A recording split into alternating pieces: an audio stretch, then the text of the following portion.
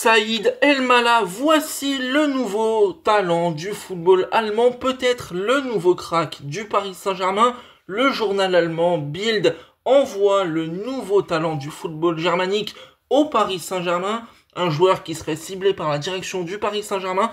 Mais concrètement, que vaut-il? Quel est son profil? Ça tombe bien, vous êtes au bon endroit pour le savoir. Bienvenue sur la chaîne Podcast FC.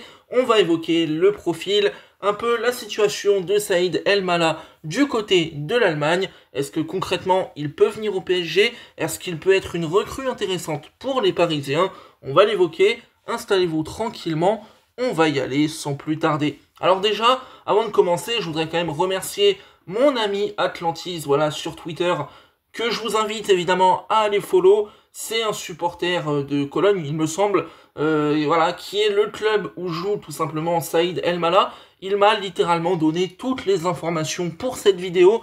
Je ne vais pas mentir, je ne connais que très peu le joueur, mais je vais me baser sur son opinion parce que c'est un supporter. Il connaît le joueur, il regarde absolument tous les matchs, donc il n'y a pas de problème, on va lui faire confiance. On va du coup regarder un peu les infos de base de notre cher Saïd. C'est un ailier qui en réalité a une polyvalence un peu sur tout le front de l'attaque. Il est plutôt considéré ailier gauche, mais en vrai, il peut jouer à droite, mais aussi dans l'axe. C'est un joueur qui, du côté du pied, n'a pas de problème, parce qu'en fait, il est littéralement ambidextre. Donc ça, là-dessus, c'est évidemment un énorme atout technique et dans la composition du jeu.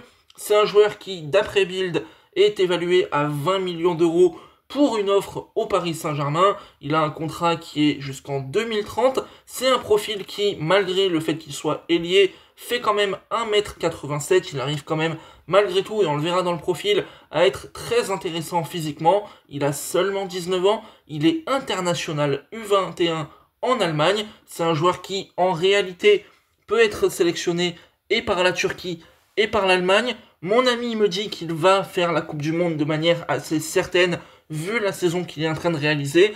Maintenant, reste à savoir de quel côté. Est-ce que la Turquie ira au mondial et lui irait en Turquie? Est-ce qu'il irait du côté de la Mannschaft? On verra bien. Mais en tout cas, il peut être sélectionné du côté des deux pays, puisqu'il a la double nationalité.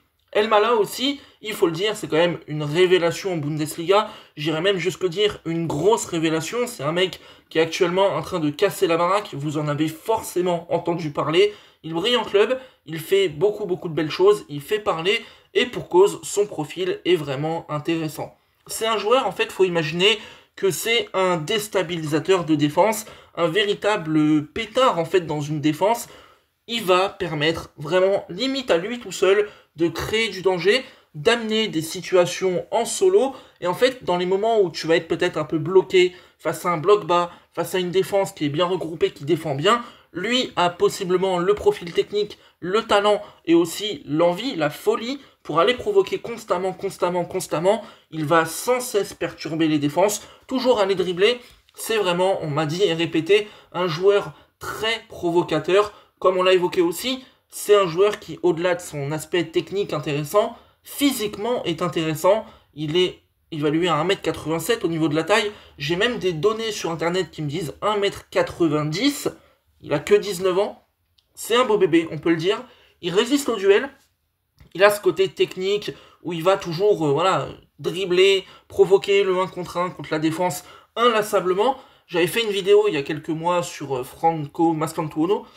Voilà, bon, il est au Real Madrid, mais en vrai, dans le profil, c'était un peu le même délire. C'est-à-dire qu'un ailier, le PSG, en vrai, oui, peut chercher un ailier, on verra ça un peu plus tard. Provocateur, technique, qui résiste au duel, qui a quand même de l'impact dans le jeu, qui peut résister au combat. C'est un profil qui, honnêtement, sur le papier, me paraît plutôt cohérent pour le PSG, me paraît être vraiment adapté de ce qu'on m'en dit. Il faut confirmer, évidemment, après, avec les images et tout ça, mais on m'a vraiment dit que c'était un très bon dribbleur.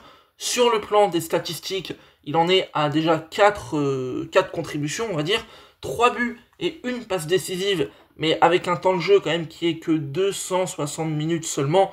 260 minutes seulement, les amis, c'est vraiment très peu, et malgré ça, il arrive déjà à mettre 3 buts, une passe D, en étant en plus, sans manquer de respect, dans une bonne équipe de Bundesliga, mais qui n'est pas la meilleure écurie. Il y a le Bayern Munich qui est dessus aussi. On va pas se mentir, sur le papier, ça m'a l'air d'être plutôt intéressant. J'allais dire, par contre, et malgré tout, j'ai confondu les deux mots, excusez-moi. Du coup, oui, il y a quand même des défauts chez ce joueur-là, au-delà du fait que je bégaye. Des défauts, c'est que c'est quand même un joueur qui, aujourd'hui, est encore un peu irrégulier. Il a apparemment des tendances à disparaître au fil des rencontres, de par son profil, et en vrai, c'est quelque chose que j'arrive à plutôt bien percevoir, dans le sens où t'as un mec dribbleur qui va provoquer, qui va toujours aller au 1 contre 1, 1 contre 1, 1 contre 1, sauf qu'il y a des moments où ce joueur-là, dans le match, va être un peu déconnecté, qui va lâcher un peu la concentration, qui va peut-être pas faire non plus pendant 10-15 minutes des appels et tout à gogo. C'est un truc que j'imagine très bien, quelque chose que j'arrive à percevoir, il n'y a pas de problème. Donc là-dessus, point d'amélioration, mais en fait, on parle de défaut. Ok, oui, c'est une chose, il faut l'évoquer, on va pas le vendre comme étant Lionel Messi, on va pas dire que c'est Ronaldinho et tout ça. Mais, encore une fois, 19 ans, le type a littéralement 260 minutes de jeu cette saison dans les pattes. Alors oui, il a joué avant dans d'autres clubs et tout, mais quand même, c'est très peu. Évidemment que ce mec-là a encore des défauts. Et en fait, au-delà de dire des défauts, j'aimerais en fait mieux dire axe de progression. Parce que c'est bien de dire défaut, mais ça fait un peu péjoratif. Moi, je préfère dire axe de progression, parce que 19 ans, parce que très peu de minutes, et en fait, aujourd'hui, dans ce qu'il doit aussi améliorer, c'est peut-être le fait de simplifier son jeu, avec justement, on l'a évoqué, le côté très bon dribbleur, qui résiste au duel, il aime bien provoquer le 1 contre 1, mais parfois, peut-être un peu se calmer, faire un peu moins de 1 contre 1, et jouer un peu plus collectif, un peu plus simple, et se mettre un peu moins en difficulté dans ce qu'il est capable d'entamer. Mais en vrai, ce profil-là, c'est un profil qu'on peut avoir déjà au PSG avec certains joueurs. On verra s'il le faut au PSG dans la troisième partie. Mais en fait, ce que je veux dire par là, c'est que le profil de joueur très jeune, qui provoque, qui résiste au duel et qui athlétiquement est intéressant, mais qui dans le 1 contre 1 parfois peut en faire un peu trop, on en a. C'est pas un problème. Luis Enrique arrive à très très bien canaliser ça. Il arrive à transformer un peu ses joueurs. Je pense à des Barcola, je pense à un Désiré Doué. Il arrive à les canaliser, il arrive à les centrer vers le collectif et en faire des véritables machines de guerre. Donc clairement, voilà, si Saïd Elmala arrive au PSG, moi d'un point de vue profil, de tout ce qu'on a pu me donner comme info, et je peux vous dire qu'on m'en a donné pas mal, je trouve ça bien, voilà, je trouve ça vraiment intéressant. On verra si ça peut se faire. Mais en tout cas, la rumeur est là, et je vais vous donner tout simplement mon avis sur cette fameuse rumeur lancée donc par le média allemand Bild, un média qui quand même en vrai est un média sérieux en Allemagne, hein, ça généralement Bild est assez solide, il n'y a pas tellement de problème là-dessus. Maintenant, là où il y a un petit souci, c'est que Bild là, cette fois-ci, ne s'attaque pas au marché allemand, je pense qu'ils avaient même peut-être évoqué le fait que le Bayern était dessus, je veux bien y croire, il n'y a pas de problème. Là, on parle du Paris Saint-Germain, donc il faudra d'autres confirmations. Et en fait, là, mon premier truc que j'ai envie de dire, la première opinion, c'est que cette rumeur me plaît. Honnêtement, elle me plaît. Par contre, tant que rien n'est confirmé, je n'y crois pas. Et quand je parle de confirmation, clairement, je ne vais pas tirer sur n'importe qui. Si ça vient de Dominique Sévrac du Parisien, bon, je vais pas y croire. Par contre, si on commence à avoir des Fabrice Hawkins, des Loïc Tanzi qui confirment et qui parlent d'un intérêt du PSG, là je pourrais y croire. Là on pourra un peu s'enflammer, un peu vibrer, parce que le joueur est vraiment kiffant je pense. Le profil me plaît. Mais pour le moment, tant que rien n'est vraiment confirmé en France et par des gens sérieux et fiables, notamment sur le PSG, je n'y crois pas. Il y a un truc aussi qui me paraît un peu bizarre, c'est le fait que c'est un ailier. Oui, il peut jouer sur toute l'attaque, mais il est quand même plutôt côté gauche.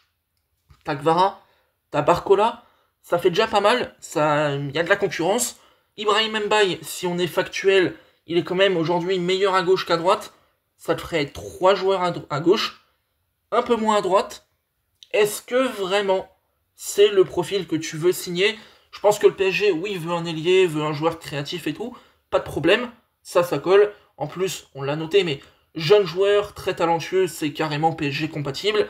Maintenant, sur la position sur le terrain, là, il y a une discussion. Est-ce que Paris va vouloir le signer? Est-ce que si Paris y va, ils le mettent clairement à droite et il n'y a pas de discussion? Est-ce que tu mets Barcola à droite et il n'y a pas de discussion? Honnêtement, je ne sais pas. Mais voilà, la petite présentation de Saïd Elmala, une recrue peut-être pour le Paris Saint-Germain, et un profil très intéressant. C'était Podcast FC les amis, n'oubliez pas de liker et de vous abonner à la chaîne pour me soutenir, ça m'aide énormément et ça me fait plaisir. N'oubliez pas, je le redis, de vous abonner à mon ami Atlantis sur Twitter, c'est lui qui a fait vraiment toute la vidéo et je l'en remercie sincèrement, merci beaucoup mon gars. On se retrouve très bientôt pour parler de foot sur la chaîne, à très bientôt et je vous souhaite une très bonne soirée, salut.